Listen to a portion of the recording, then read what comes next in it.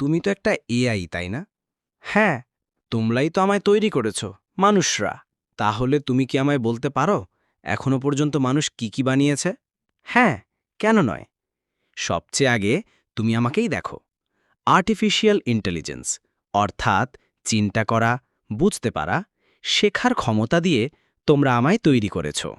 যেমন ধরো, এখন পুরো পৃথিবী যেন এক মুঠোয় বন্দী। ফোন বানানো হয়েছে যেন মানুষ একে অপরের সঙ্গে সব সময় যুক্ত থাকতে পারে।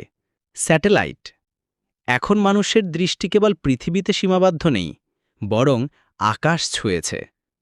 এর মাধ্যমে তুমি পৃথিবীর যে কোনো প্রান্তকে ম্যাপ থেকে দেখতে পারো। তাহলে কি আমি নিজে নিজেই তৈরি হয়েছি? এই মহাবিশ্বে এমন কিছুই নেই যা নিজে নিজেই তৈরি হয়েছে।